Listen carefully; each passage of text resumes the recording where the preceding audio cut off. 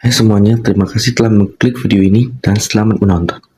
Pada kali ini, aku akan menjelaskan tentang penerapan fungsi-fungsi manajemen dalam suatu kegiatan komunikasi, serta pentingnya menerapkan fungsi-fungsi manajemen ini dalam suatu kegiatan dan dampak apa yang terjadi jika tidak menerapkannya.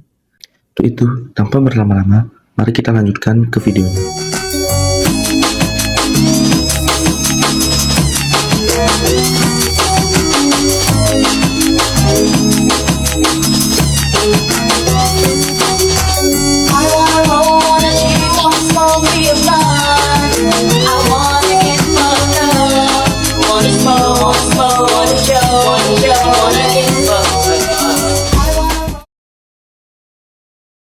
Kita masuk ke materi, yakni tentang penerapan fungsi-fungsi manajemen komunikasi serta dampak apa yang terjadi jika tidak melaksanakannya. Manajemen komunikasi ini adalah proses perencanaan, pelaksanaan, pemantauan, dan evaluasi kegiatan komunikasi untuk memastikan informasi yang disampaikan secara efektif, efisien, dan mencapai tujuan yang diinginkan. Tujuan manajemen komunikasi ini meningkatkan efektivitas, mendukung tujuan organisasi, memperkuat hubungan, serta menyelesaikan konflik. Jika dilihat dari tujuan manajemen komunikasi, akan berdampak dalam mengurangi kesalahpahaman dalam berkomunikasi, meningkatkan efisiensi, memperkuat reputasi, serta mendukung pengambilan keputusan. Contoh penerapannya yakni dalam organisasi, dalam proyek, dalam krisis. Jika dilihat manajemen komunikasi dalam organisasi, yakni mencakup perencanaan kampanye internal untuk meningkatkan motivasi karyawan. Jika dalam proyek, menyampaikan perkembangan proyek secara berkala kepada pemangku kepentingan. Jika dalam krisis, mengolah komunikasi krisis untuk menjaga kepercayaan publik terhadap organisasi. Dengan manajemen komunikasi yang baik, pesan dapat disampaikan secara efektif, hubungan dapat terjalin dengan harmonis, dan tujuan individu untuk organisasi dapat tercapai dengan lebih optimal. Nah, sekarang kita masuk ke penerapan fungsi-fungsi manajemen komunikasi dalam suatu kegiatan, serta dampak apa yang terjadi jika kita tidak menerapkannya. Sini saya mengambil contoh kepanitiaan dalam acara konser musik. Tentunya dalam acara konser musik sangat penting untuk menerapkan fungsi-fungsi manajemen komunikasi, karena untuk memastikan acaranya berjalan lancar dan memastikan tujuan yang diinginkan. Yang pertama ada planning atau perencanaan. Nah, untuk ketua panitia sangat penting untuk melakukan planning atau perencanaan. Karena kan perencanaan mencakup penyusunan tujuan konser, anggaran, pemilihan lokasi, target audiens, jadwal, dan alur acara.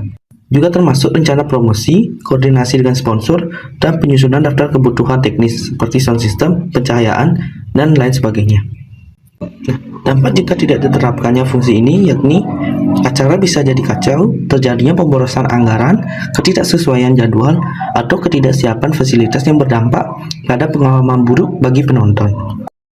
Yang kedua, organizing atau pengorganisasian. Tentunya, ketua panitia harus melakukan organizing atau pengorganisasian, karena untuk membagi tugas kepada tim seperti panitia logistik, promosi, keamanan, teknis, dan hubungan media. Juga menerapkan struktur koordinasi yang jelas untuk memudahkan komunikasi. Apa yang akan terjadi jika tidak diterapkannya fungsi ini yakni terjadi kebingungan tugas, kerja tim yang tidak sinkron, dan kemungkinan masalah kecil menjadi besar karena tidak ada yang bertanggung jawab. Yang ketiga, directing atau pengarahan.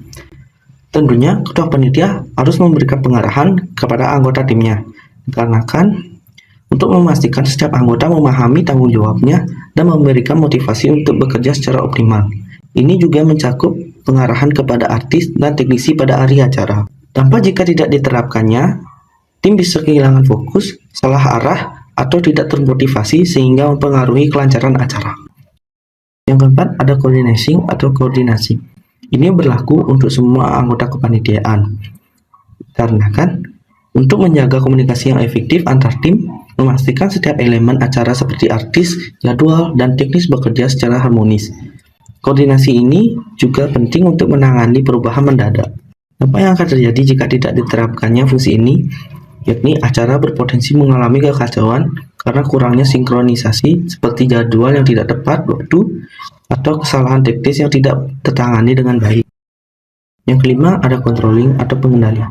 Nah, penerapannya yakni mengawasi jalannya acara sesuai rencana, memastikan kualitas acara tetap terjaga, dan menyelesaikan masalah yang muncul. Ini termasuk evaluasi setelah acara untuk perbaikan ke depan. Dampak yang akan terjadi jika tidak diterapkannya fungsi ini yakni masalah kecil bisa berkembang jadi krisis yang sangat besar, seperti keluhan dari audiens, kerusakan fasilitas, atau bahkan kegagalan total acara.